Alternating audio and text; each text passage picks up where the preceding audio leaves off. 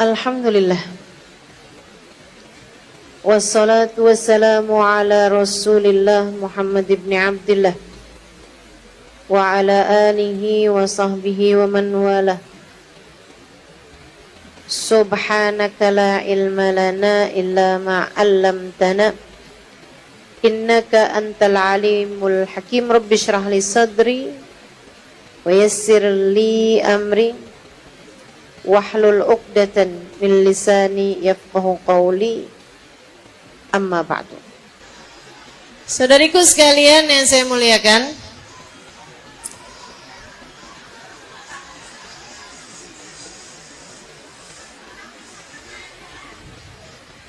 udah boleh duduk sekarang?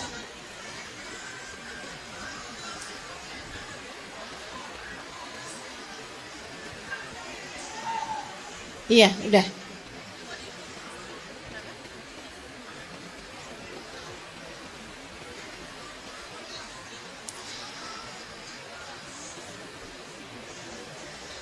Nabi sempat ditolak seperti yang tadi saya sampaikan. Tapi kenapa kemudian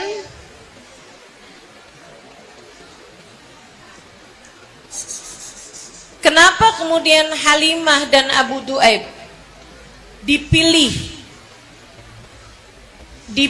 oleh Allah Subhanahu wa taala sebagai yang tertulis dalam sejarah ibu susu, bapak susu, keluarga susunya Nabi besar Muhammad sallallahu alaihi wasallam? Sebabnya adalah karena nih teman-teman saya sekalian, ucapannya Abu Duaib dan ucapannya Halimah, la'allahu nismatan mubarakah. Siapa tahu Nabi Muhammad, siapa tahu anak ini, yaitu bayinya Nabi kita Muhammad sallallahu alaihi wasallam, nismatan mubarakah, seseorang yang membawa keberkahan.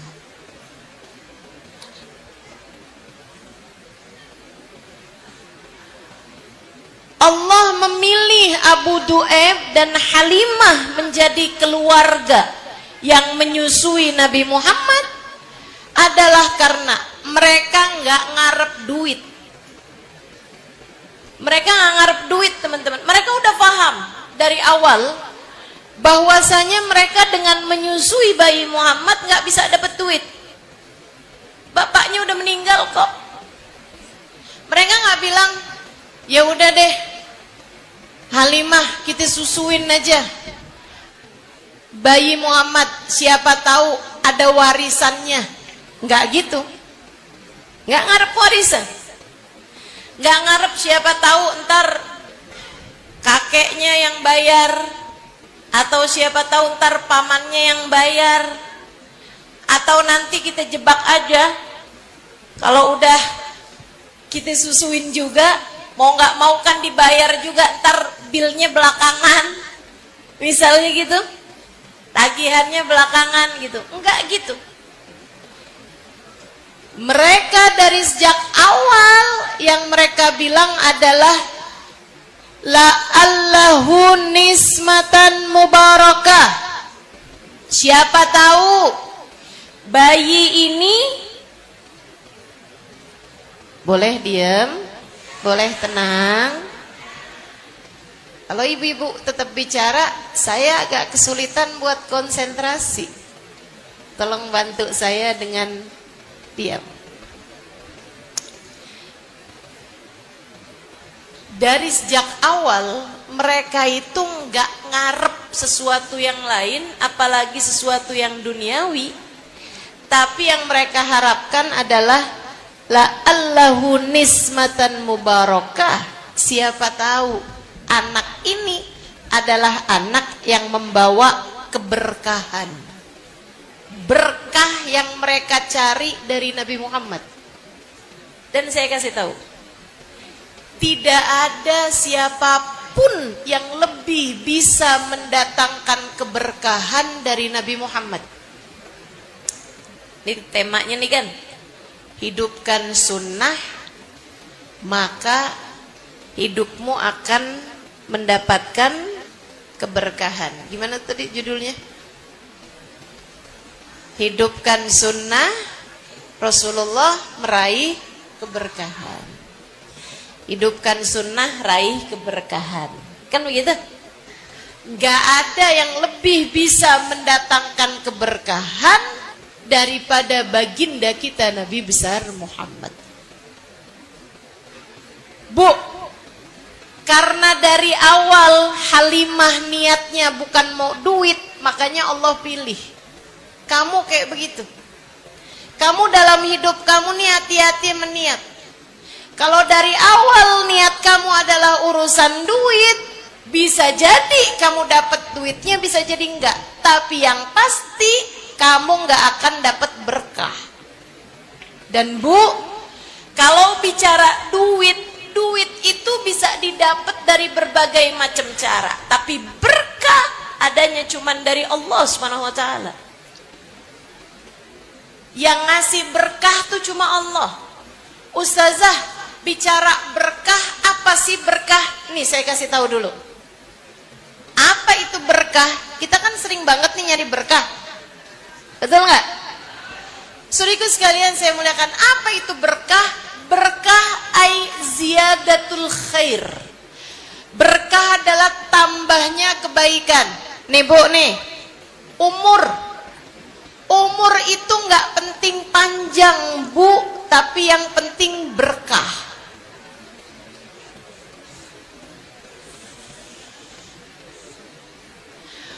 Umur yang berkah, nih ada orang umurnya 40 tahun. Tapi umur 40 tahun itu dia nggak ngapa-ngapain dalam umurnya. Ya kayak kawinannya itu juga rumah tangganya ya biasa-biasa aja. Ntar dia ngomel sama lakinya ntar ngomel sama dia. Ntar dia ngomel sama anaknya ntar ngambek sama dia. Gitu aja hidupnya.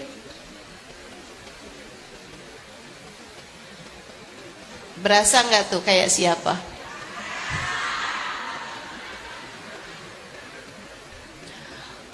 Umurnya udah 40 tahun tapi kayak nggak ngapa-ngapain dalam hidup gitu.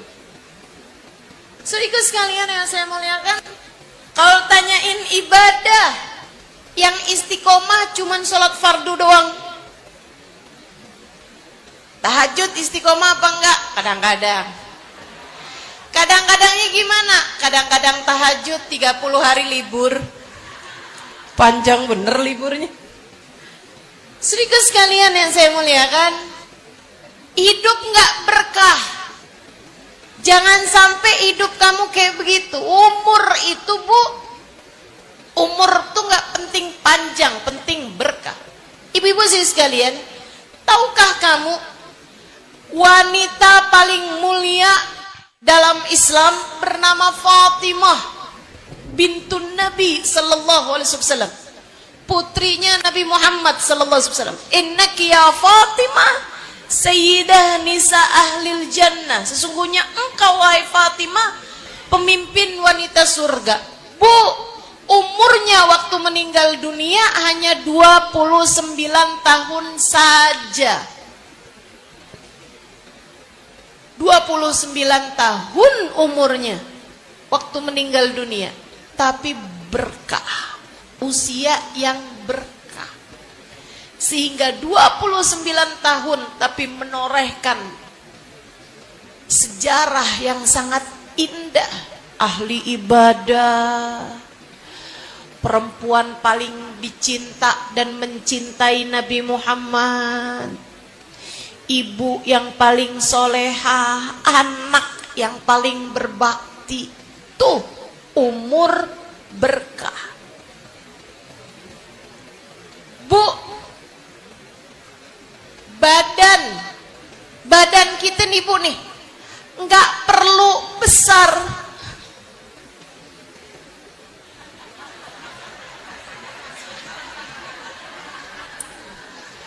Yang perlunya adalah badan yang berkah. Bu ya? Badan yang berkah tuh badan yang kayak gimana?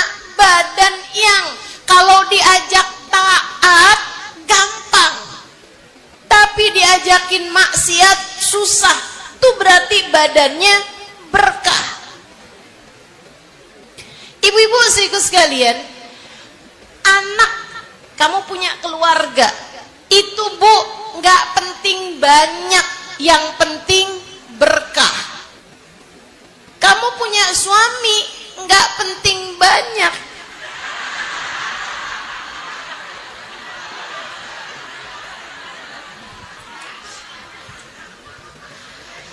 Kamu punya suami satu aja Bu, kan begitu ya? Yang penting punya suami yang berkah. Apa-apaan tuh yang penting berkah. Harta nih Bu, harta, duit. Ibu nggak penting banyak, percaya saya. Percaya saya. Duit tuh Bu nggak penting banyak, yang penting berkah. Duit yang berkah tuh yang kayak gimana? Yang kalau dipakai buat taat, ada aja gitu jalannya. Tapi begitu dipakai buat maksiat, nggak bisa aja gitu. Itu namanya duit yang berkah. Ibu-ibu sekalian. Dipakai buat hadir majelis ada, dipakai buat bahkan nyumbang majelis ada, dipakai buat sedekah ada, dipakai buat bantu keluarga ada, dipakai buat berangkat umroh ada. Ibu-ibu sekalian, itu namanya uang yang mubarokan, harta yang berkah. Dipakai buat nyekolahin anak ada, dipakai buat biayain pendidikan anak kita ada, dipakai buat nyenengin anak ada. Itu namanya uang yang berkah. Ibu, ada banyak orang-orang duitnya banyak Bu, tapi dipakai buat kebaikan susah banget keluarnya. Tapi giliran dipakai buat kemaksiatan, dipakai buat jalan dosa, lancar bener keluarnya. Kadang duitnya banyak, tapi akhirnya dipakainya buat naudzubillah, bayar polisi karena anak ketangkep narkoba. Itu duit yang kayak beginian nih, duit-duit yang gak berkah nih. Duit yang gak berkah. Anak gak bisa naik kelas, akhirnya kemudian nyuap sekolah. Itu namanya duit yang gak berkah. Tapi kalau duit yang berkah tuh dipakainya buat barang bagus semuanya. Ini yang dicari sama Halimah. Halimah As-Sa'diyah ketika mengambil bayi baginda kita Nabi besar Muhammad. Saya ceritakan kelanjutannya. Indah luar biasa. Ibu dengerin, jangan cuman pakai telinga, tapi pakai mata hati. Pakai telinga hatimu. Ceritanya Halimah. Katanya Halimah, saya pun begitu sepakat sama suami, kita ambil aja deh bayi Muhammad, la'allahu nismatan mubarakah, siapa tahu dia adalah anak yang bawa berkah. Saya pun menuju rumahnya Aminah. Saya masuk di sana tuh saya bilang, Aminah, saya udah diskusi sama suami, kami bersepakat untuk mengambil bayi Muhammad untuk kami bawa, kami susui di tempat kami 2 tahun. Aminah bilang, kamu udah saya kasih tahu Halimah sebelumnya, saya ini nggak punya suami, jadi kamu kalau ngambil bayi saya nggak ngerti gimana bayar kamu, saya nggak punya papa Halimah. Saya seorang perempuan yang gak punya uang. Saya gak punya harta buat bayar kamu. Bu, Halimah bilang, nih Bu, dari zaman dulu tuh ternyata perempuan emang kebagi dua. Ada yang mata duitan, ada yang gak mata duitan. Dan ternyata Bu, dari zaman dulu perempuan-perempuan beruntung adalah perempuan-perempuan yang enggak mata duitan. Nih, kamu liatin. Kalau kamu lihat diri kamu masih mata duitan sampai sekarang, hati-hati, hati-hati.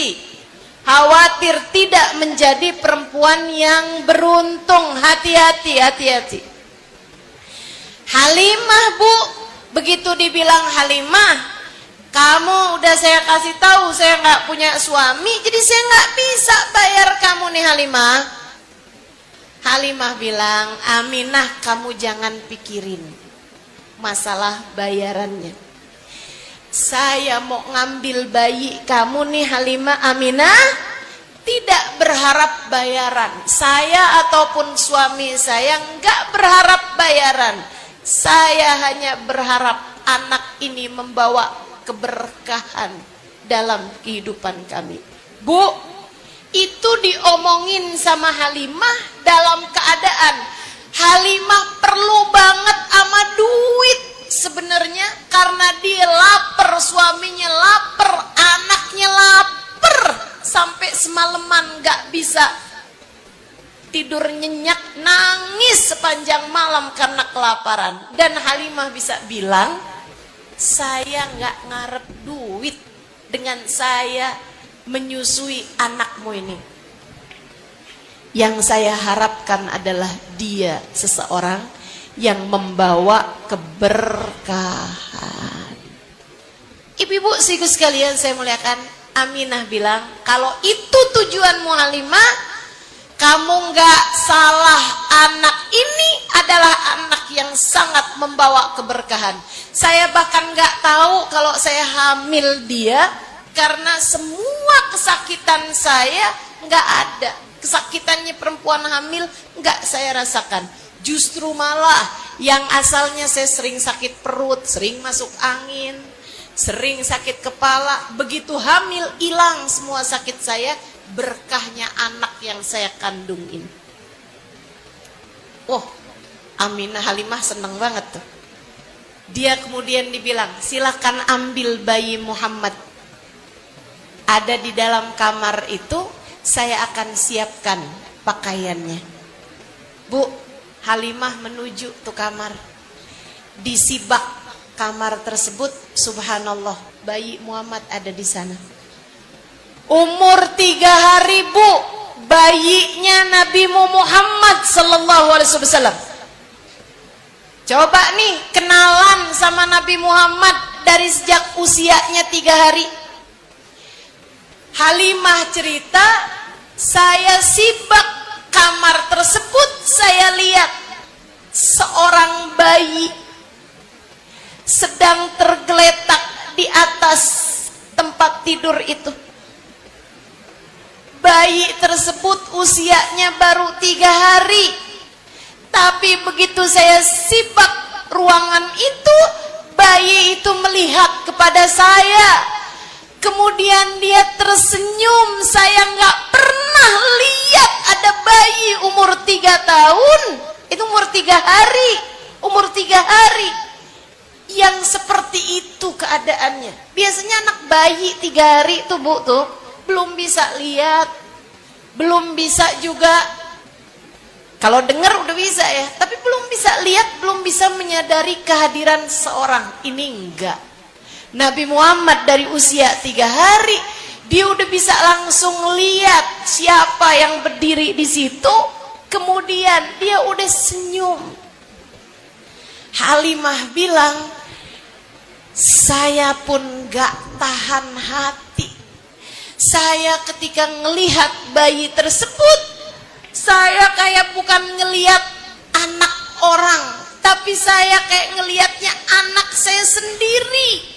Hati saya dipenuhi dengan kerinduan, kayak dia adalah anak saya yang udah lama pergi, kemudian saya berjumpa lagi dengannya. Saya pun menuju kepada bayi kecil tersebut.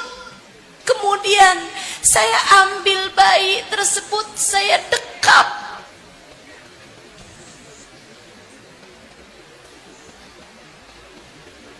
Bayi itu saya dekap dalam pelukan saya.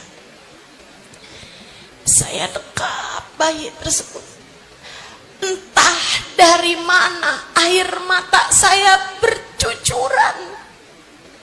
Saya berasa rindu sekali dengan anak ini. Saat itulah keberkahan pertama terjadi. Air susu saya yang semula kering, nggak ada isinya, mendadak menjadi banyak. Saya pun duduk, kemudian mulai menyusui bayi tersebut. Saya mulai dari yang kanan. Dan biasa ibu-ibu tuh kan, kalau nyusu suka ganti-ganti. Dia bilang sesudah beberapa waktu yang cukup, saya pun pindahkan kepada yang sebelah kiri. Dia gak mau nyusu. Dia berhenti nyusu. Wah, kamu sudah kenyang, nak. Saya pindahkan lagi ke sebelah kanan, dia mau nyusu lagi. Loh, kamu masih lapar ternyata. Saya pindahkan lagi ke sebelah kiri, dia berhenti nyusu. Dia hanya mau dari yang kanan ternyata.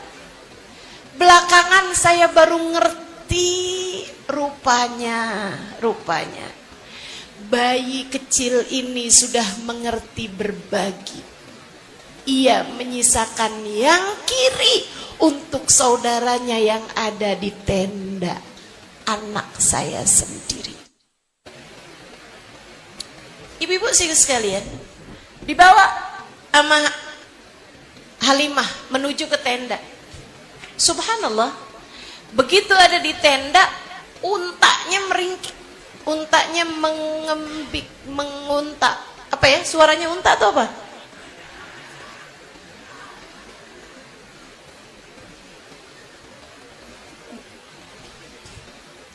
Bahasa kita nggak lengkap nih. Apa karena nggak ada unta apa gimana?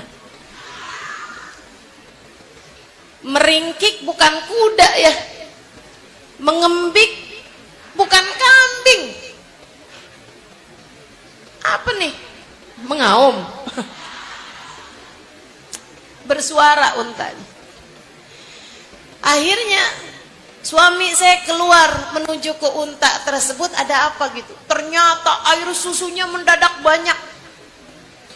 Suami saya langsung memerah air susu tersebut. Kami minum air susu unta tersebut sampai kenyang. Dia bilang subhanallah, ternyata bayi Muhammad memang segitu memberi keberkahannya. Besok paginya kami pun pulang bersama dengan 70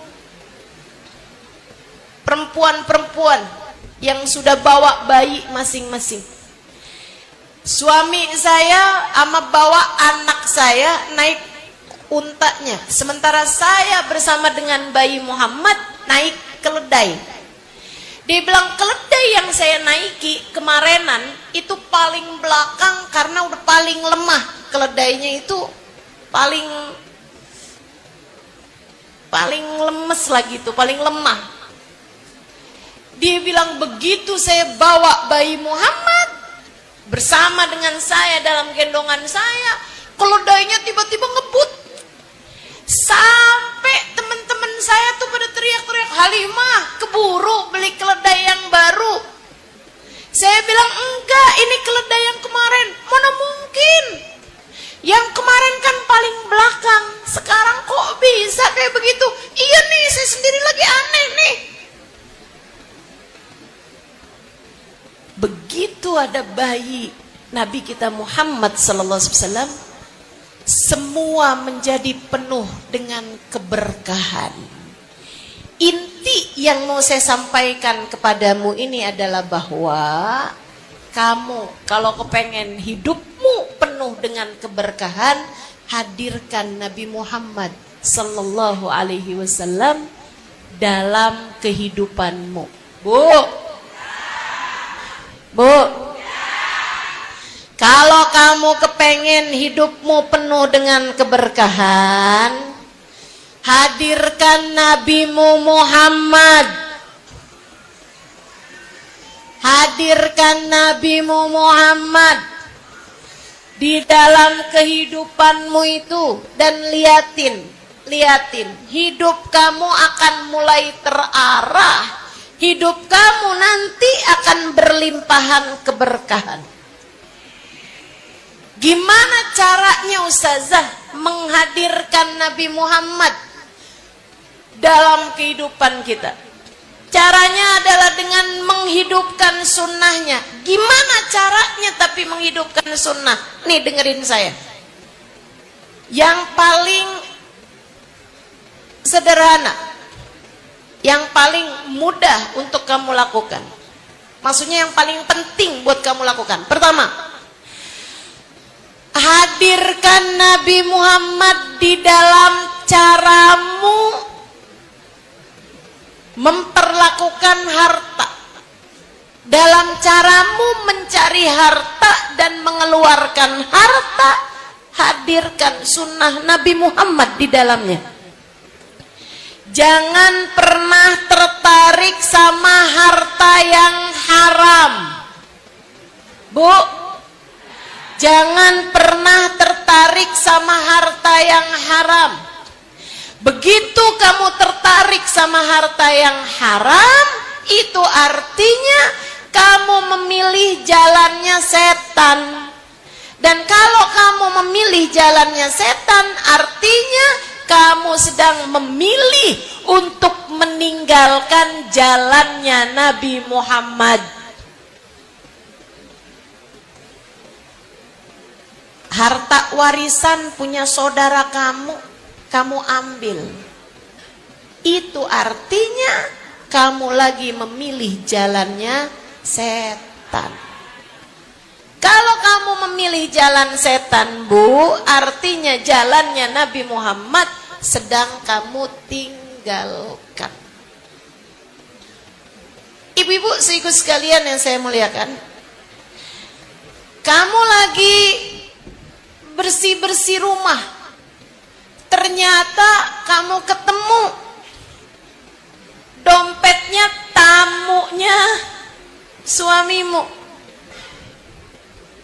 Kamu buka, duitnya banyak. Akhirnya kamu ambil berapa lembar. Kemudian kamu bilang sama suami, dompetnya teman bapak tuh tinggalan, Pak, kembaliin.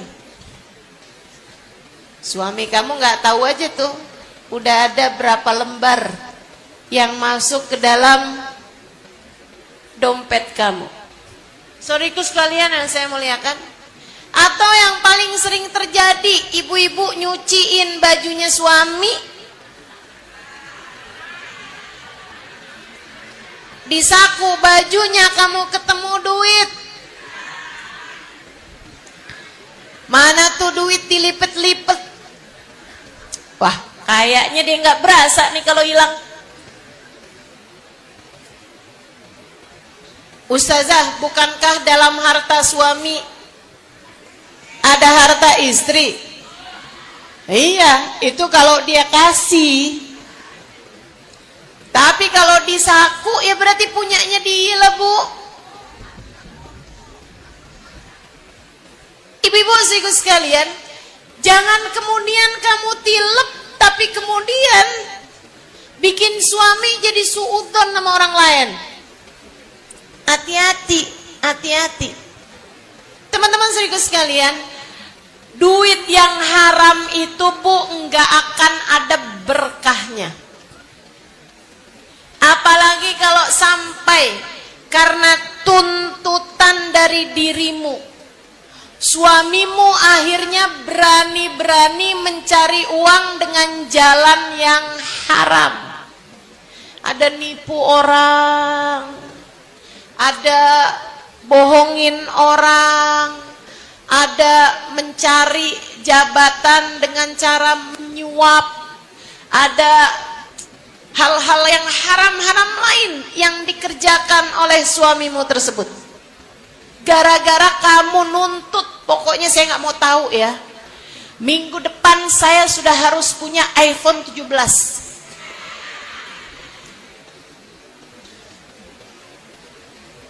Pokoknya saya nggak mau tahu.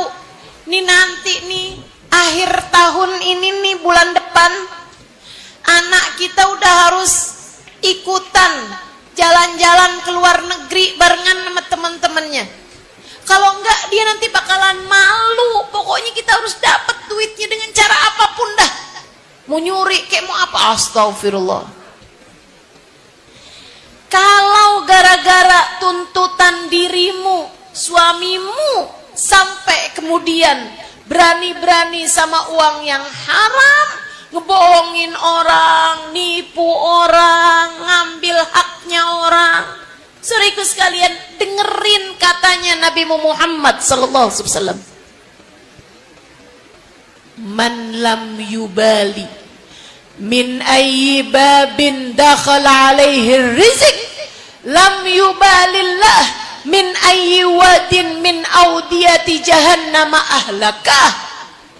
Kata Nabi kita Muhammad sallallahu alaihi wasallam, siapa yang enggak peduli dari mana rezeki datang, lewat pintu yang mana rezeki datang ke dalam dirinya, ke dalam hidupnya, ke dalam rumah tangganya, maka Allah enggak peduli di lembah neraka jahanam yang mana Allah akan hancurkan dia.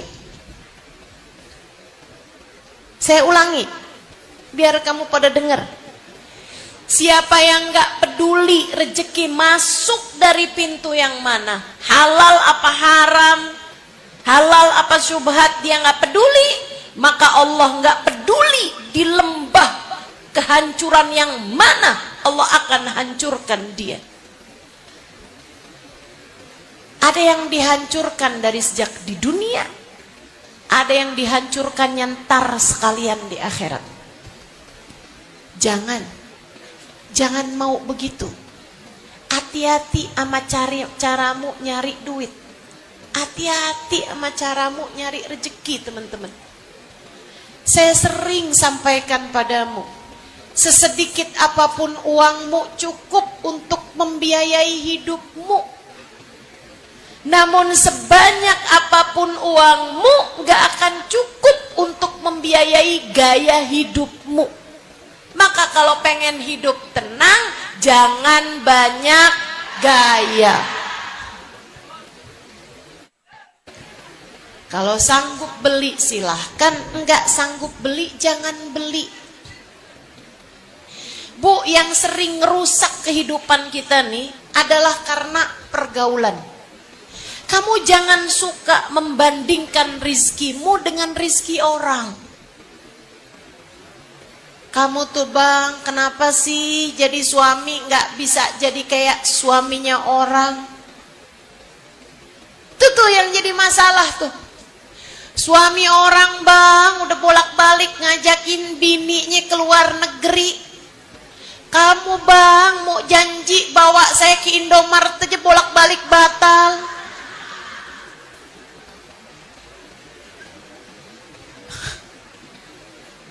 Belanja ke Indomaret bolak-balik batal. Ibu-ibu sekalian yang saya muliakan, jangan suka bandingin suamimu sama suami orang, rezekimu sama rezeki orang, anakmu sama anak orang. Ibu-ibu sekalian, itu yang bikin hidupmu berasa menderita. Karena Bu, seringkali orang itu ketika menceritakan, yang diceritakan pencapaian melulu. Betul? Orang taruh di Instagram yang enak-enaknya melulu, Bu.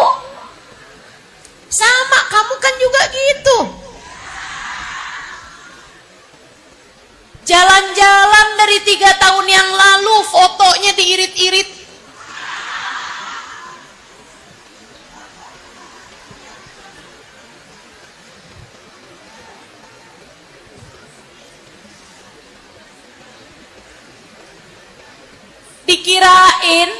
Dikirain, wah, lagi ke Singapura, Bu. Nah, fotonya emang lagi di Singapura. Di bandara Singapura, sempet-sempetnya ganti kerudung. Biar kelihatan kayak banyak. Kayak bolak-balik. Ada yang begitu? Astagfirullah. Astagfirullah. Ya Allah, Bu, ayolah, Bu. Jangan begitu. Jangan begitu.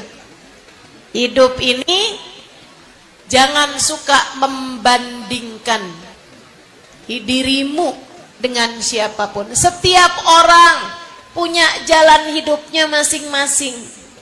Ya, Bu? Setiap orang punya deritanya masing-masing. Setiap orang punya tawa tangisnya masing-masing. Saya hanya perlu sampaikan padamu, Bu, nggak ada siapapun yang hidupnya ideal. Nggak ada siapapun yang hidupnya sempurna, nggak ada. Ibu-ibu sekalian, nggak ada orang yang hidupnya senang terus-terusan. Nggak ada, Bu, saya kasih tahu, nggak ada. Semua orang hidup dengan ujiannya masing-masing. Semua orang hidup dengan ujiannya masing-masing. Oh, Ustazah, kalau ngelihat Ustazah kayaknya hidupnya seneng terus. Dah, siapa bilang? Ibu, saya kasih tahu, saya sudah menikah 23 tahun 23. Ibu ya? Saya udah nikah 23 tahun dan saya nggak ada anak. Ideal kayak apaan? Betul nggak? Ibu-ibu sekalian, saya tahun lalu sakit sampai nggak bisa ngapa-ngapain di atas tempat tidur. Bantalan tulang belakang saya, bantalannya pecah. Ibu kebayang, sakitnya luar biasa. Nggak ada yang ideal, Bu. Nggak ada yang ideal. Saya udah dipasang pen di punggung saya. Makanya sekarang dari mulai tahun kemarin, saya kalau ngajar harus duduk di kursi, harus pakai banyak bantal. Ibu pikir cuma buat kegayaan? Saya itu hobinya duduk di bawah, Bu. Saya ini santri. Hobi saya duduk di bawah, hobi saya tidur di bawah. Ibu-ibu sekalian, dan itu udah bertahun lamanya. Gak boleh lagi sekarang. Dokter mengharamkan saya tidur di bawah untuk duduk di bawah. Ibu-ibu sekalian yang saya muliakan, hidup gak pernah ideal buat siapapun. Saya kasih tahu, gak ada sesiapapun yang menjalani kehidupannya dengan ideal. Gak ada. Kita hanya berusaha melewati setiap ujian dalam kehidupan kita dengan cara yang terbaik. Begitu caranya. Jelas? Jelas? Ibu-ibu sekalian saya muliakan, libatkan sunnah Nabi, jalan hidup Nabi. Sunnah itu artinya jalan hidup, Bu. Libatkan jalan hidup Nabi dalam caramu mencari harta dan membelanjakannya. Itu kalau kepengen hidupmu berkah. Kalau kepengen hartamu berkah, di hartamu tersebut harus ada jalan hidupnya Nabi Muhammad SAW. Nih, buat yang punya harta ada lebihnya. Ya, buat yang punya harta, punya banyak kelebihannya, dengerin saya. Kamu kalau kepengen kelebihan hartamu menjadi sesuatu yang berkah dalam hidupmu, dalam hartamu tersebut hadirkan dakwahnya Nabi Muhammad sallallahu alaihi wasallam. Bu, bantu para ulama dengan uangmu tersebut dalam jalan dakwah mereka. Bantu pondok-pondok pesantren. Bantu anak-anak santri yang sedang menuntut ilmu agama pakai uangmu tersebut. Ada banyak ibu-ibu saudariku sekalian yang saya muliakan, orang-orang dengan kecerdasan yang luar biasa. Mereka menghafalkan Al-Quran, menghafalkan hadisnya Nabi Muhammad di pondok-pondok pesantren di Indonesia ini. Kalau mau belajar lebih panjang lagi, lebih tinggi lagi ke luar negeri, mereka nggak punya duitnya. Kalau kamu bisa memberangkatkan 1, 2, 3, 4 orang ke luar negeri untuk sekolah, entah itu di Hadramut, entah itu di Mesir misalnya, di Al-Azhar misalnya, entah itu di Maroko, entah itu di pondok-pondok pesantren yang ada di berbagai macam belahan dunia, berguru dari para ulama-ulama. Ibu-ibu sekalian, kemudian mereka pulang menjadi seorang ulama. Setiap kali mereka mengajar, kamu ikut serta dapat pahalanya. Nih Bu nih, saya setiap hari ngajar. Andai waktu dulu saya pesantren, saya dibiayai oleh seseorang, andai itu setiap kali saya mengajar dia ikutan dapat pahalanya. Tapi alhamdulillah, saya ketika belajar di pondok-pondok pesantren, yang membiayai saya adalah kedua orang tua saya. Sehingga akhirnya setiap kali saya mengajar ini nih, kedua orang tua saya, abah umi saya, mengalir pahala kepada mereka.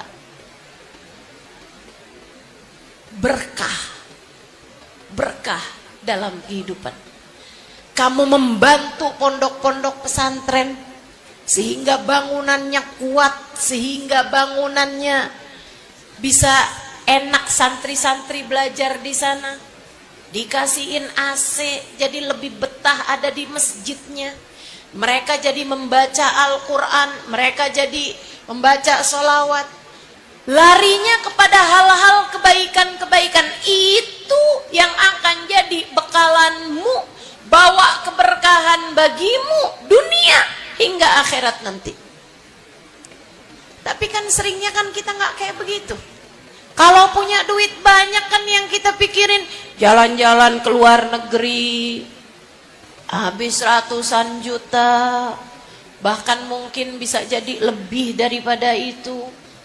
Ibu-ibu sekalian yang saya muliakan, nggak ada Nabi Muhammad di dalam hartamu. Jangan, takutnya jadi penyesalan. Yuk, kita ini hidup di dunia bukan buat dunia. Kita hidup di dunia mau ada perjalanan panjang di akhirat nanti. Berpikir lebih. Dan Bu, ibu nggak usah takut nyekolahin anak. Bu ya, cari yang bagus. Cari pondok pesantren yang dibangun sama ulama-ulama yang berkualitas. Ibu-ibu sekalian, gak usah takut. Cari sekolah-sekolah Islam yang memang beneran bagus nih, misalnya gitu kan. Tapi yang tentu saja sesuai dengan kemampuanmu. Dan Bu, gak usah takut nyekolahin anak tuh, gak usah takut. Nak, mama gak mampu biayanya, udah kamu gak usah sekolah.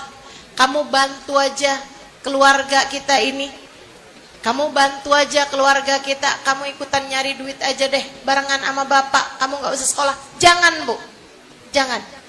Anak-anak kamu, apalagi kalau kamu punya anak, punya kecerdasan, biarin mereka buat sekolah.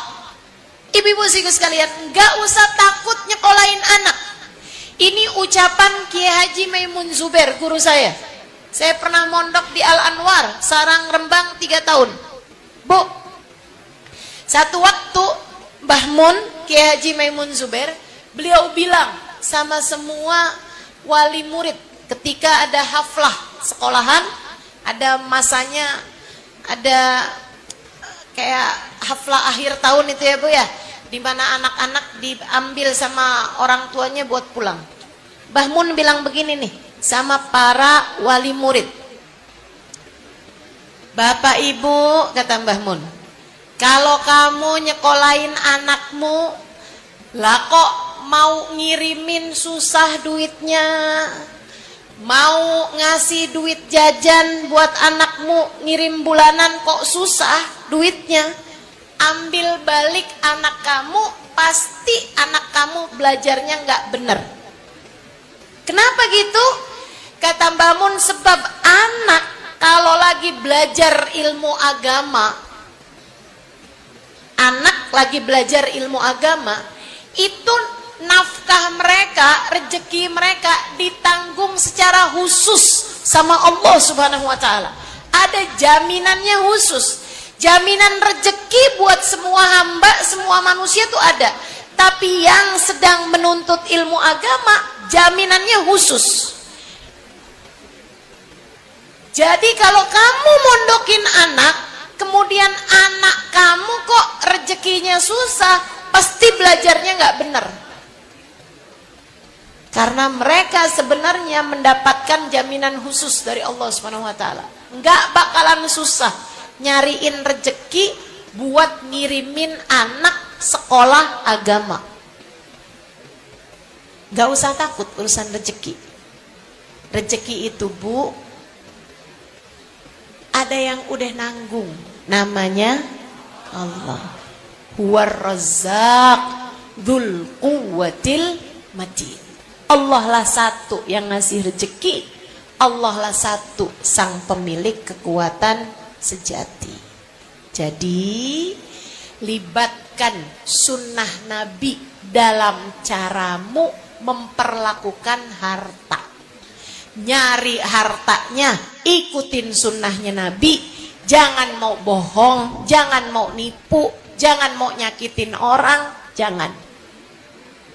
Ya Bu ya, kerjanya pakai takwa, kerjanya pakai cinta. Dengan cara semacam itu, kamu bakalan dapat rezekinya yang berkah. Ini saya mau cerita nih, dengerin. Cerita yang sangat indah sekali. Ibu-ibu sih sekalian, saya punya teman. Satu waktu ustazah, seorang ustazah. Yang namanya ustazah Bu, biasanya memang punya banyak teman ustazah ya Bu ya.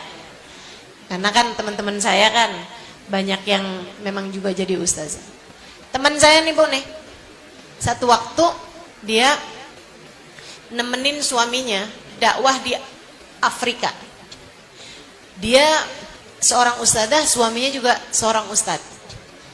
Begitu nyampe di sana, diundang nih ceritanya, dan memang juga lagi pengen ke sana juga. Satu hari dia ada dakwah di satu daerah gitu yang saya lupa banget namanya, minta maaf. Tapi di Afrika sana.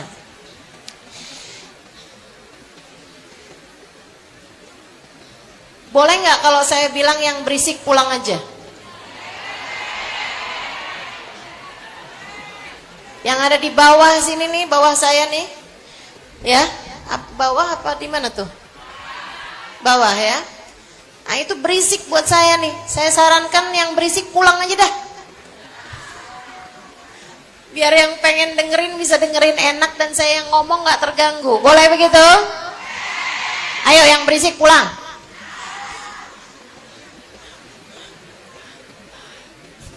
Mentang-mentang lagi ngisinya di sekolahan nih, kayak anak lagi sekolah suka berisik.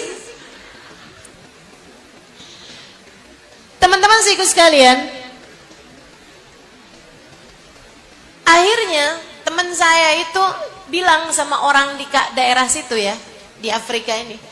Dia bilang, saya mau nyari nih ada makamnya kakek saya. Dia bilang, makam kakek saya ini ada di daerah Afrika, tapi saya nggak tahu daerahnya mana. Terus akhirnya orang tersebut nanya, siapa nama kakeknya? Disebutkan Habib Fulan bin Fulan al-Fulani gitu. Mohon maaf sekali lagi saya juga lupa namanya. Ini ya, kalau guru udah mulai tua begini nih. Jadi sekalian, Akhirnya begitu disebutkan nama kakek teman saya ini, yang denger langsung sujud syukur. Dia bilang, nama kakek kamu Fulan bin Fulan, kamu cucunya. Dia bilang, iya, itu adalah ayahnya kakek saya. Langsung sujud, Bu. Langsung sujud syukur. Bukan sujud sama dia ya, sujud syukur dia langsung. Kaget nih teman saya. Akhirnya habis selesai dia sujud, dia bilang, oh alhamdulillah. Dia langsung pegang tangannya, diciumin sama dia, sama si orang ini. Dia bilang, alhamdulillah saya ketemu sama cucunya nih, alhamdulillah saya senang banget. Maksudnya yang perempuan ya, cium tangan sama yang perempuan ya Bu ya. Habis itu terus dia cerita, dia bilang, kakek kamu Fulan bin Fulan al-Fulani. Iya betul, itu dia kakek saya, alhamdulillah. Kamu tahu kuburnya? Bukan lagi, dia bilang, tapi kami nih sekampung ini, sedaerah ini, dulu kakek kami, kakek nenek kami masuk Islamnya dengan dakwahnya kakek kamu itu. Semua sekampung masuk Islam gara-gara dakwahnya atau ajakannya atau jalan dakwahnya dari kakeknya ini. Terus dia cerita, kakek kamu itu dulunya datang ke kampung kami ini sebagai pedagang, bahkan bukan sebagai ustadz, bahkan bukan sebagai dai Bu, sebagai pedagang.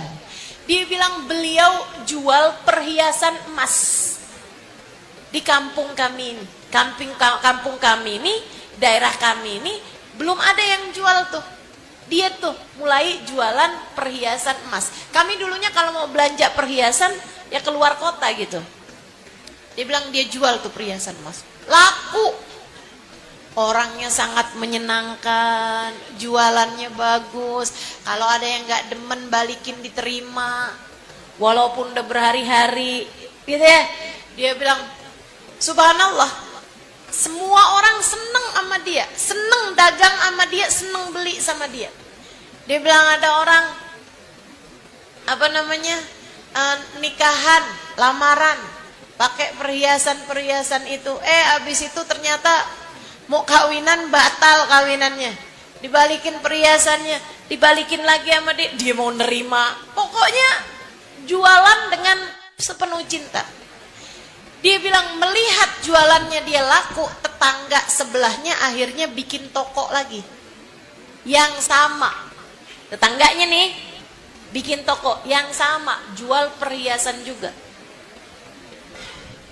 Dia bilang sekarang jadi ada 2 toko perhiasan, yang tentu saja orang ketika beli, ada yang beli di toko dia, ada yang beli di toko tetangganya. Dia bilang satu hari ada seorang pemuda datang ke toko tersebut. Terus dia bilang, tokonya si Habib ini nih, dia habis pilih. Dia bilang, saya ini kesini mau beliin perhiasan, saya mau menikah dengan seorang perempuan, saya mau beliin istri saya, calon istri saya, perhiasan yang bagus. Dia pilih-pilih, dapat tuh kalung. Dia bilang, oh saya suka nih kalung ini nih, berapa nih? Oh yang mana Pak? Yang Pak suka yang ini. Yang mana nak, Dek, yang kamu suka? Yang ini nih, saya suka nih perhiasan ini. Dia bilang, oh ini nih. Dibisikin sama dia, Dek, perhiasan yang sama kayak gini nih ada di toko sebelah. Saya minta kamu buat belinya di toko sebelah aja. Kenapa gitu Pak? Saya kan mau belinya di sini. Enggak, Bapak, Adek belinya di toko sebelah aja. Kenapa gitu? Karena dari pagi nih saya udah dapat beberapa pembeli. Sementara toko sebelah dari pagi tadi saya liatin belum dapat pembeli. Adek beli aja ke toko sebelah, saya rasa harganya juga mirip aja. Subhanallah Bu, dia pun beli ke toko sebelah. Nyampe di sana dia bilang, kamu kayaknya udah habis dari toko sebelah. Iya. saya mau beli nih perhiasan yang ini nih, kalung yang ini. Emangnya kalung yang ini nggak ada di toko sebelah? Kepo. Tangga nih, si tetangga kepo nih. Ada kok di toko sebelah. Nah, kenapa kamu belinya di sini? Mahal ya? Nggak tahu, orang belum ngasih harga. Tapi barangnya ada. Ada. Kenapa kamu belinya di sini? Gitu kan? Karena saya disuruh sama dia. Disuruh. Suruh gimana? Iya. Katanya pilih aja. Terus begitu saya pilih, dia bilang toko sebelah ada juga, Bapak belinya di situ aja. Karena saya udah dapat banyak pembeli, beberapa pembeli dari tadi pagi, sementara toko sebelah belum dapat pembeli. Ya ampun. Bu, malam harinya sekeluarga datang ke situ. Dia bilang, Habib tadi siang, tadi sore itu, Habib, kenapa Habib suruhan orang datang ke toko saya, padahal barangnya tempat Habib juga ada? Iya, nggak apa-apa, saya kan udah dapat pembeli dari pagi itu, ada beberapa. Saya liatin, kamu belum dapat pembelinya. Habib nggak takut, Bib? Orang-orang pada belanjanya ke toko saya, rezeki Habib berkurang. Enggak. Kenapa gitu, Bib? Habib kok bisa bikin kayak begitu? Punya hati kayak gitu tuh kenapa, Habib? Dia bilang, karena rezeki kan udah ada yang ngatur, Allah. Allah Tuhan saya nggak pernah kurang-kurang ngasih saya rezeki. Jadi ya saya tenang aja. Saya justru lebih senang kalau kamu juga ikutan banyak dapat rezeki. Alhamdulillah. Kok Habib bisa sih bikin berbuat baik sama saya? Padahal saya nggak pernah berbuat baik kayak begitu sama Habib. Saya selama ini malah sering jealous, sering iri, sering dengki, sering berbuat hal-hal yang nggak bagus gitu. Kenapa Habib malah berbuat seperti itu? Dia bilang, karena saya tahu bahwa sesudah kehidupan di dunia ini ada kehidupan di akhirat. Yang nanti saya kepengen di akhirat nanti bisa kumpul bareng menabi saya. Nabi saya orangnya baik, ngajarin kita berbuat kebaikan, dan Allah Tuhan saya bakalan balas. Enak banget ya kalau bisa hidup dengan hati kayak Habib ini. Habib agamanya apa sih, Bib? Kita boleh ikutan nggak, Bib? Akhirnya orang masuk Islam, tetangganya dengar cerita itu pada masuk Islam. Akhirnya orang sekampung pada masuk Islam gara-gara akhlak beliau yang begitu luar biasa. Tuh, kamu tuh rezeki mah nggak bisa kemana-mana. Udah tenang aja, Bu. Guru saya bilang, satu butir nasi itu udah ketulis bakalan jadi rezekinya siapa, nggak akan pindah ke mulut orang lain. Jadi kamu nggak usah segitunya, sampai berusaha ngerebut rezekinya orang, sampai ini, sampai itu, jangan. Justru karena kamu keburu-buru urusan rezeki yang mestinya datang dalam keadaan halal, akhirnya datang dalam keadaan haram. Na'udzubillah min dzalik. Yang tenang, nyari rezeki itu yang tenang. Jangan mau ama rezeki yang haram, maunya sama yang halal-halal aja. Jangan berpikir boro-boro sekarang mah nyarinya rezeki yang haram aja susah, apalagi yang halal. Nggak gitu, itu bukan omongannya orang beriman. Omongan orang beriman, kamu bisa bilang sama suami kamu bisa bilang sama siapapun yang ikutan nyari rezeki, bilang harus berani nolak yang haram, nanti yang halal akan Allah gantikan. Harus berani nolak yang haram sehingga Allah menggantikanmu dengan rezeki yang halal. Jelas? Ikuti caranya Nabi Muhammad, sunnahnya Nabi Muhammad dalam urusan mencari rezeki, ya, dalam urusan nyari nafkah. Itu satu. Yang kedua, ibu-ibu sekalian, ikuti caranya Nabi Muhammad dalam beribadah,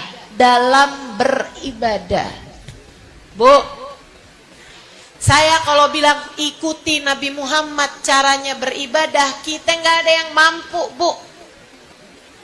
100% nggak mampu, 90% nggak mampu.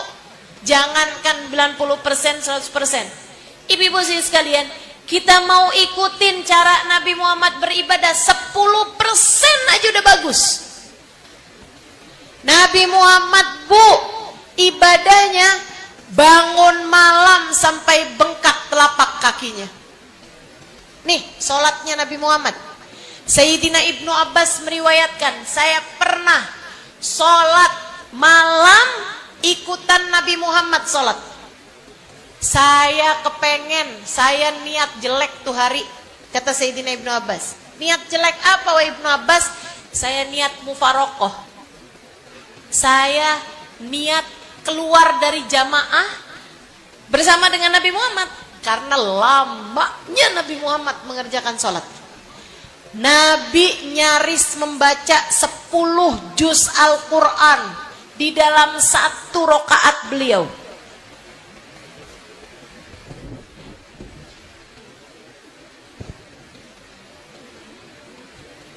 Ini kan, kalau baca 1 rakaatnya 10 juz, ibu-ibu sekalian, kita ngikutin 10%-nya aja kita nggak sanggup. Betul nggak? Siapa di antara kita yang sholat malam membaca 1 juz Al-Quran? Palingan bulan Ramadan, itu pun juga udah ngeluh mulu. Berasa kayak pintu surga lagi dibukain bener-bener buat kita ya Bu ya. Udah langsung berasa sok-sokan jadi ahli surga gitu. Nabi Muhammad 1 rakaat membaca nyaris 10 juz Al-Quran. Ibu kebayang. Maka Bu, andai pun kita nggak bisa ngikutin cara sholatnya, maksud saya panjangnya sholatnya Nabi Muhammad di waktu malam, sekurangnya jangan tinggalkan buat bangun tahajudnya, walaupun cuman setengah jam. Itu namanya ngikutin ibadahnya Nabi Muhammad. Bangun Bu, bangun. Walaupun cuman setengah jam sebelum subuh nggak apa-apa. Dan ibu nggak usah repot sama suami. Bu, Ustazah, saya tuh Ustazah bangun Ustazah di waktu malam, tapi saya tuh sebel banget sama suami, ngorok Ustazah. Saya bangunin nih, nggak usah tahajud deh, subuh deh Ustazah, susah banget Ustazah. Saya ini kan jadinya kesel Ustazah, saya kan kepengen sholat subuh berjamaah sama dia, saya bangunin susah banget Ustazah. Sampai udah saya bilangin, kamu tuh nggak bangun-bangun juga, neraka loh, Baru bisa nambahin tahajud setengah jam doang, udah berasanya langsung jadi ahli surga. Pakai ngomel-ngomel sama suami, pakai marah sama suami, ada yang suaminya disiram segala. Ya Allah, ya Allah. Bu, kamu bangun tahajud itu hukumnya sunnah. Ibu ya, kamu marah-marahin suami hukumnya haram, dosa. Itu dosanya kamu marahin suami, nggak bisa dibayar sama pahala tahajud kamu. Jadi jangan sampai kamu melakukan barang haram hanya untuk mengejar sesuatu yang sifatnya sunnah. Bangun tahajud, nggak usah repot sama urusan suami. Jadi gimana Ustazah? Tahajud aja. Kalau ada yang kamu mau lakukan buat suami saat tahajud tuh, habis selesai sholat kamu doain suami kamu, ya Allah, ya Allah, bimbinglah saya, suami saya dan anak-anak kami buat mengikuti sunnahnya Nabi kami Muhammad, ya Allah. Bantu kami untuk dapat menghidupkan sunnah-sunnah Nabi kami Muhammad, ya Allah. Jadikan kami bisa mengikuti jalan hidupnya Nabi Muhammad, ya Allah. Doa.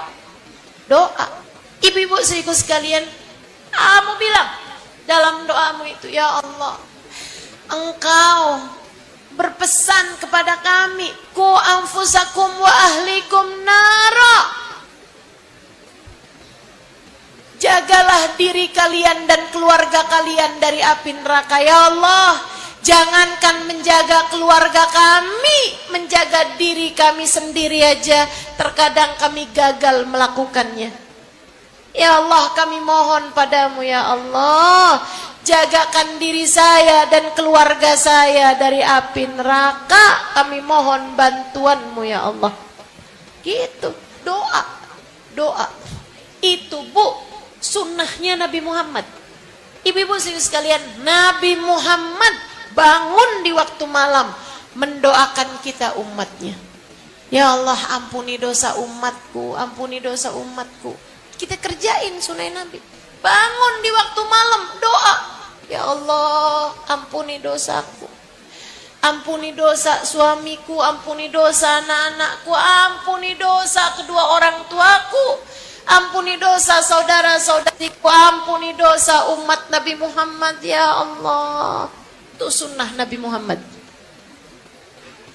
Sunnah Nabi itu Bu, bukan cuma sekedar urusan seberapa panjang jilbab kamu, bukan. Bukan cuma sekedar urusan seberapa terdengar syar'i ucapan-ucapanmu, bukan. Bukan. Sunnah Nabi Muhammad sallallahu alaihi wasallam kebanyakannya malah yang tidak dilihat orang, yang tidak didengar orang, keadaanmu di saat kamu sedang sendirian, keadaanmu di saat malam-malam, di saat mata yang lain sedang tertidur. Miripkah kamu kehidupannya dengan kehidupannya Nabi Muhammad? Itu sunnahnya Nabi Muhammad sallallahu alaihi wasallam. Sunnahnya Nabi Muhammad dalam ibadah. Nabi Bu, sholat fardunya berjamaah. Ya Bu ya, usahakan. Walaupun perempuan nih kita nih, usahakan sholatnya dengan berjamaah. Ustazah yang laki kan sunnahnya sholat jamaah di masjid. Iya betul. Tapi kan kadang nggak semua sholat bisa dikerjakan di masjid. Kayak udah terlambat dia pulang dari kantor jam 4, sholat jamaah di masjid udah nggak ada. Nah jangan sholat sendirian, sholat berjamaah di rumahnya dengan istrinya, dengan keluarganya. Ibu-ibu sekalian, itu adalah syarat utama saya ketika saya menikah sama suami saya. Ketika awal-awal nikah tuh, dia nanya sama saya, kamu kepengen apa dari saya sebagai seorang suami? Saya nggak kenal sama suami saya Bu, sampai hari pernikahan. Saya bahkan ngelihat muka dia habis nikah. Ta'aruf Ustazah? Enggak, bahkan kita nggak ta'aruf. Nggak kenal, nggak kenal. Langsung pada diem. Dari tadi berisik, saya ceritain Nabi berisik, saya ceritain tahajud berisik, saya ceritain Halimah As-Sa'diyah berisik, giliran diceritain Halimah Ali terus langsung pada diem.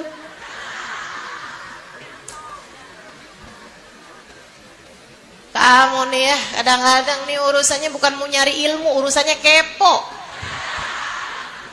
Astagfirullah. Sedikit sekalian saya mulai, saya nggak kenal sama dia, nggak tahu sama dia, kita dijodohin sama guru saya, alhamdulillah. Ibu-ibu sekalian, hari pertama ketemu, habisnya nikah, ada tuh hari saya jalan sama dia pertama kalinya. Itu ibu-ibu, dia nanya, kamu pengen apa dari saya sebagai seorang suami? Saya bilang sama dia, saya belajar, berusaha untuk enggak sholat kecuali dengan berjamaah. Gitu. Jadi saya maunya kita sholatnya berjamaah. Tapi kan kamu ustazah, saya bukan ustadz, dia bilang. Bacaan kamu lebih fasih daripada bacaan saya. Saya bilang, sebagai seorang suami emang dia harus jadi imam. Ya kan nggak mungkin mentang-mentang saya ustazah terus saya yang jadi imam.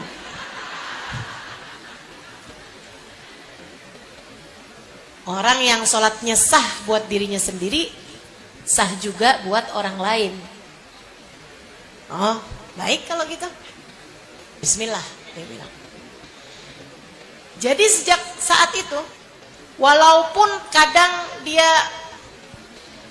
pulang ke rumah dalam keadaan udah sholat, kemudian dia lihat saya mau sholat, atau saya yang pulang belakangan, misalnya saya belum sholat, terus dia udah sholat, dia akan sholat lagi buat nemenin saya sholat berjamaah. Demikian pula saya juga, kalau dia baru pulang dari luar terus dia belum sholat, saya udah sholat, saya akan temenin dia sholat lagi. Itu katanya Nabi Muhammad, sedekah. Nabi itu pernah ada satu orang datang ke masjid, semua udah pada selesai sholat.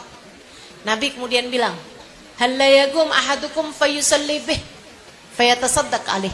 Kata Nabi Muhammad, hendaklah bangun seseorang di antara kalian menemani dia sholat, biar dia sholatnya nggak sendirian, dan dengan itu dia mendapatkan pahala sedekah. Jadi sedekah nemenin sholat, karena dengan sholatnya berjamaah dia dapat pahala 27 kali lipat, kan begitu? Nah, jadi kayak sedekah pahala sama dia gitu.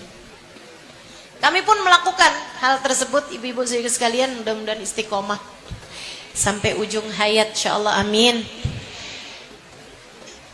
Ibu sekalian, guru saya datang beberapa tahun silam, Hubabah Maryam almarhumah, sekarang udah meninggal Bu ya. Beberapa tahun sesudah pernikahan kami tuh kayak 2-3 tahunan lah, ada masanya Hubabah Maryam Al-Haddar datang dari Madinah. Kemudian saya menerjemahkan beliau pada masa-masa tersebut. Dan ada banyak ibu-ibu itu kalau ketemu sama orang yang dianggap mulia, dianggap ulama gitu kan, suka curhat. Ya Bu ya, kalau sama saya ibu-ibu gak bisa curhat.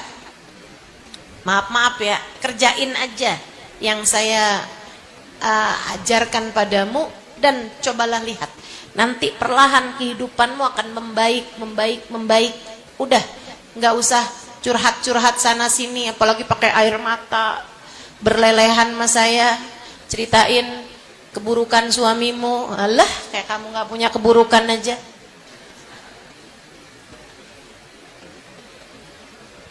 Sehingga sekalian, hari itu Hubabah banyak menerima curhatnya orang-orang tentang rumah tangganya.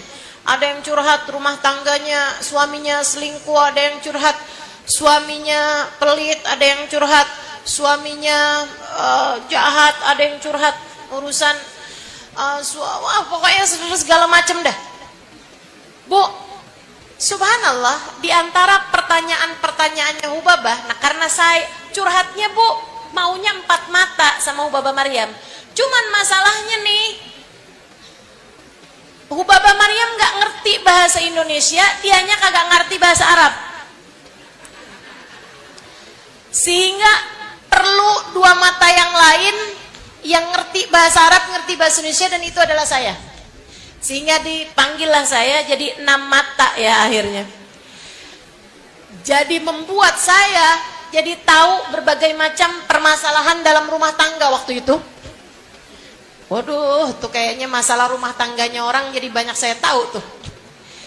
Ibu sekalian, dan di antara pertanyaan-pertanyaannya Hubabah yang selalu Hubabah tanyakan adalah, kamu sholatnya berjamaah nggak sama suami kamu? Dan subhanallah, semuanya menjawab enggak. Habis selesai curhat-curhatan orang ini, ada satu masa saya lagi duduk-duduk santai sama Hubabah, saya tanya sama beliau, Hubabah, lish alfian salatil jamaah. Saya bilang, kenapa Hubabah selalu tanya tentang salat jamaah setiap kali mereka lagi curhat urusan rumah tangga? Hubabah Maryam bilang, Halimah, ma sami'ti qaul Rasulillah sallallahu alaihi wasallam, hal la tusawwun sufufakum aw la yakhtalifanna qulubakum. Halimah, kamu pasti pernah dengar hadisnya Nabi Muhammad sallallahu alaihi wasallam, di mana Nabi Muhammad mengatakan, hendaklah rapikan soft salat kalian atau akan bercerai-berai hati kalian. Kalau sholat berjamaah softnya nggak bener aja, bikin hati bercerai-berai, apalagi yang nggak sholat berjamaah sekalian. Halimah, sholatul jamaah tajma'ul qulub. Halimah, sholat berjamaah itu menyatukan hati, mengumpulkan hati. Dan dengerin nih, hati yang sudah dikumpulkan sama Allah, hati yang sudah dibersatukan oleh Allah, hati yang sudah ditautkan oleh Allah, tak ada sesiapapun yang dapat memisahkannya. Indah banget kan?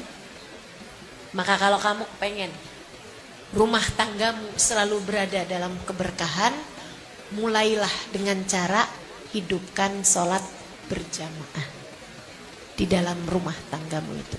Ucapkan insya. Ini saya tanya aja, ucapkan. Ada yang jawab alhamdulillah lah. Belum dikerjain juga.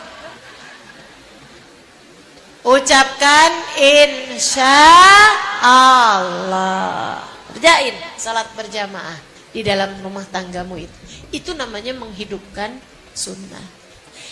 Apapun yang jadi cara Nabi Muhammad beribadah, lakukan pula di dalam kehidupanmu itu. Saudara sekalian, ibadahnya Nabi Muhammad namanya puasa. Tapi kita, saya, kamu gak bisa ngerjain 100%, 10, 90%, 50% gak bisa. Saya ceritain sama kamu puasanya Nabi Muhammad. Nabi Muhammad puasanya mengganjal perutnya dengan batu karena menahan lapar. Sesudah 3 hari 3 malam tidak masuk makanan apapun ke dalam perut Nabi Muhammad. Siapa di antara kita yang bisa kerjain itu? Modelan kayak saya, kayak kamu nih. Aduh, ini jam segini nih, ya ampun, mau pingsan. Ustazah Halimah kelihatannya kayak masih lama ya. Aduh, kepala pusing 7 keliling. Saya kayak berasa mau pingsan. Kenapa Bu? Mau pingsan? Darah rendah? Kagak, belum sarapan. Iya. Iya. Segitunya tuh yang dia bilang belum sarapan, belum udah diganjel Bu. Bukan pakai batu kayak Nabi, tapi pakai roti. Dia bilangnya belum sarapan katanya. Padahal udah ada roti, ada donat. Masuk di perut dia itu dari pagi. Udah ada lontong juga sama pastel. Ya ampun, ya ampun. Udah deh, kita jauh dari puasanya Nabi Muhammad, Bu. Puasa itu kan nahan lapar, Bu ya. Ibu-ibu siku sekalian, Nabi Ustazah kan sunnahnya Nabi cuma Senin Kemis. Bukan urusan puasa yang puasa. Maksud saya, hidupkan sunnah Nabi dalam urusan perlakuanmu terhadap perutmu. Latih dia, Bu, untuk sering lapar. Ibu-ibu siku sekalian, dengarkan ucapan bagindamu Nabi Muhammad sallallahu alaihi wasallam. Ketika Nabi Muhammad melihat, mendengar ada seseorang yang tajasyu majlis. Apa tajasyu Ustazah? Gini nih. Habis saya makan terus gini. Asal ibu tahu tuh namanya tajasyu ya. Kata Nabi Muhammad, bahasa Indonesianya apa, Bu? Betahak. Oke. Sendawa bahasa benernya ya. Bahasa bagusnya. Ibu-ibu sekalian, Nabi Muhammad dengar itu, Bu, langsung marah. Nabi kemudian berkata, "Kufa angka jutha'ak." Kata Nabi Muhammad, tahan sendawamu itu. Nabi kemudian mengatakan satu ucapan yang bikin serem saya, dan seharusnya juga bikin serem kamu. Fa inna man tala shib'uhu fid dunya tala ju'uhu yaumal qiyamah. Siapa yang panjang kenyangnya di dunia, bakal panjang laparnya di akhirat.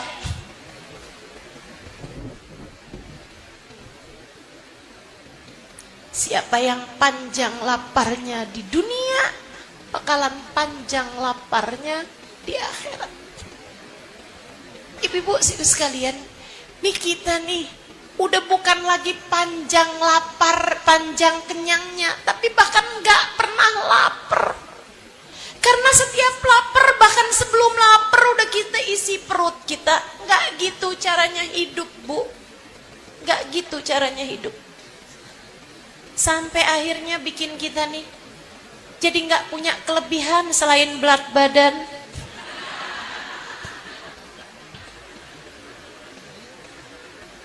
Betul? Ustazah tahu aja, saya sama. Ya Allah, Bu. Udah deh, kita ini ya, emang udah harus mulai belajar nih. Belajar biar balik kepada cara hidupnya Nabi Muhammad sallallahu alaihi wasallam. Gimana Ustazah cara hidupnya Nabi Muhammad? Nabi Muhammad bilang, "Nahnu qaum la na'kul hatta naju' wa idza akalna la nashba." Nih, udah dikasih tahu cara dietnya Nabi Muhammad sallallahu alaihi wasallam. Cara makannya umat Islam, cara kita memperlakukan perut kita. Udah diajarin sama baginda kita Nabi besar Muhammad. Katanya Nabi Muhammad, "Nahnu qaum la na'kul hatta naju' wa idza akalna la nashba."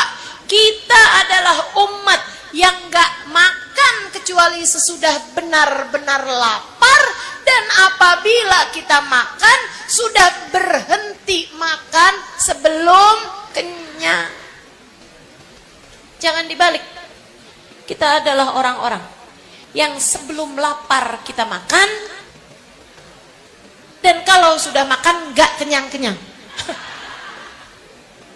Kenapa jadi begitu ceritanya? Yang sebenarnya adalah tidak makan kecuali sesudah lapar, berhenti makan sebelum kenyang. Ibu-ibu sekalian, ini saya dapat ilmu nih dari seorang istri dokter. Tapi dia banyak berkecimpung dalam urusan kedokteran. Dia bilang, saya ngerti kenapa Nabi Muhammad bilang berhenti makan sebelum kenyang. Saya bilang, kenapa gitu Kak? Apa? Ngertinya tuh kenapa? Dia bilang, karena Ustazah, otak kita itu Ustazah baru diberi paham bahwa udah kenyang 10 menit sesudah makan. Sesudah makan. Jadi abis kita makan tuh Bu, kita tuh baru dikasih tahu ini kenyang 10 menit sesudahnya. Jadi perut kamu itu ngasih tahu otak itu lambat. Gitu ya. Padahal nih dia udah kenyang nih, tapi dia nggak ngasih tahu. Nggak ngasih tahu. Perasaannya kayak masih lapar aja gitu. Jadi mau makan lagi. Kenyang nih, gitu kan? Itu padahal udah kenyang dari 10 menit yang lalu. Gitu katanya. Jadi kita ini diberitahu oleh perut kita bahwa kita lapar, kita kenyang 10 menit sesudah merasakannya. Nggak langsung dia. Nggak langsung. Makanya kita udah harus ngerti sendiri, sudah berhenti makan sebelum kenyang. Sebab ketika diberitahu sama perut bahwa saya udah kenyang, sebenarnya itu adalah informasi 10 menit yang lalu. Di saat kita masih terus aja makan. Gitu kan? Nah, yuk belajar. Belajar untuk tidak memenuhi perut kita dengan makanan. Jangan makan kecuali sesudah lapar. Berhenti makan sebelum insya. Sekarang bilang insya Allah, tapi begitu ketemu makanan lupa semua ilmunya. Betul? Belajar beneran dah sekarang ya. Insya Allah kita niat buat ngerjain sunnahnya Nabi besar Muhammad. Sekali lagi Bu, urusan sunnah itu Bu bukan cuman urusan seberapa syar'i ucapanmu. Kayak ada gitu banyak orang-orang itu yang kadang-kadang kelihatan kayak syar'i banget gitu ucapannya. Dikit-dikit yang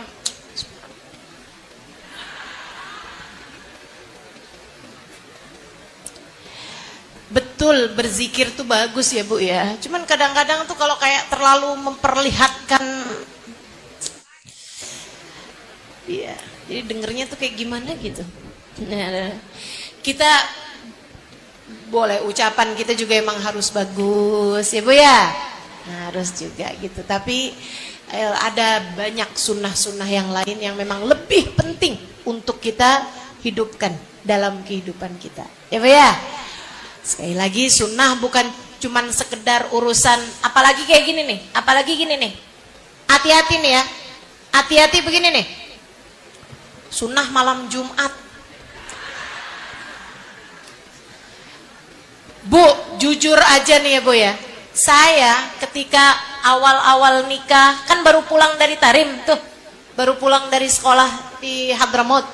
Itu ketika ada orang bilang, "Cie, Ustazah Halimah nih, malam Jumat nih, mau ngerjain sunnah malam Jumat." Gitu kan? Saya digodain kayak begitu.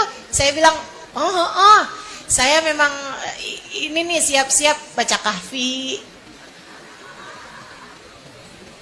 Saya kirain sunnah malam Jumat itu yang dimaksudkan tentu saja adalah baca kahfi.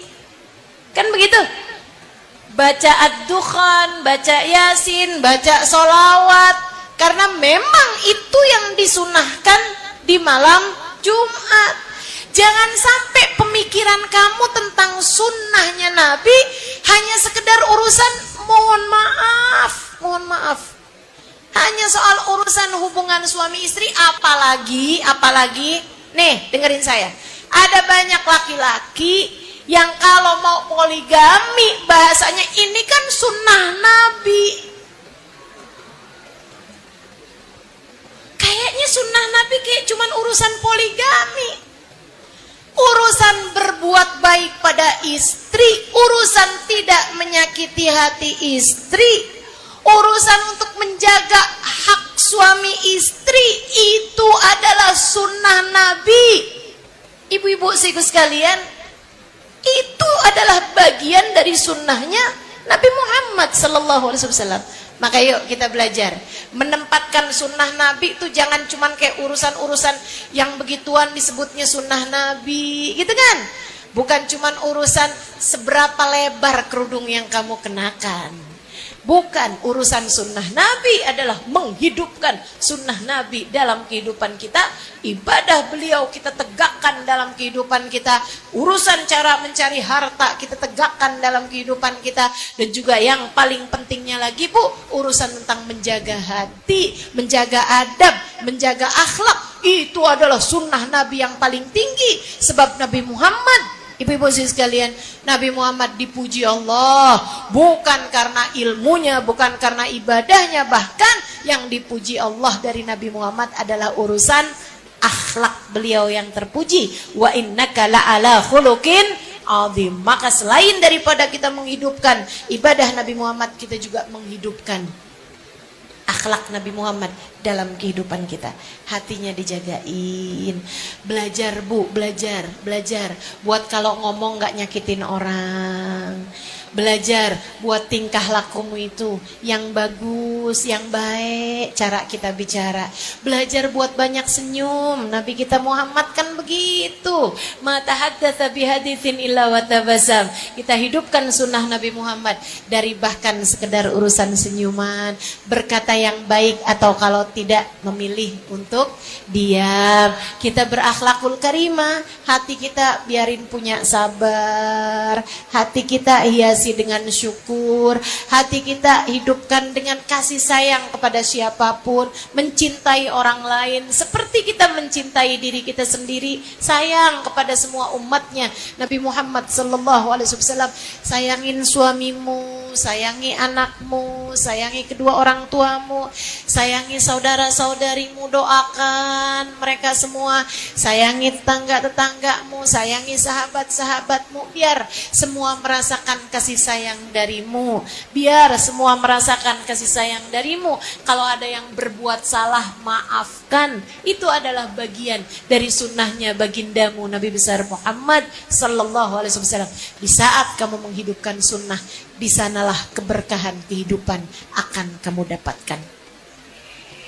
Saat kamu menghidupkan sunnahnya Nabi Muhammad, berupa akhlak beliau, berupa ibadah beliau, berupa cara beliau mencari nafkah, mencari kehidupan, penghidupan dalam kehidupannya. Semua hal-hal ini ketika kamu menghadirkan Nabimu Muhammad sallallahu alaihi wasallam, Allah akan melimpahkan rahmat, hidayah, berkah dalam kehidupanmu itu, bukan hanya di dunia, melainkan juga sampai nanti di hari akhirat nanti. Amin ya rabbal alamin. Rabbana zalamna anfusana wa illam taghfir lana wa tarhamna lanakunanna minal khasirin. Rabbana atina fid dunya hasanah fil akhirati hasanah wa qina adzabannar. Fadli subhana rabbika rabbil izzati amma yasifun wa salamun alal mursalin walhamdulillahi rabbil alamin. Semoga dapat diamalkan dalam kehidupanmu. Niat ngamalin dalam kehidupan. Wa ila hadratin Nabi. Al-Fatihah. Alhamdulillah, demikian ceramah untuk hari ini. Semoga ilmu yang disampaikan menjadi manfaat dan keberkahan untuk kita semua. Mohon maaf bila ada kekurangan. Wassalamualaikum warahmatullahi wabarakatuh.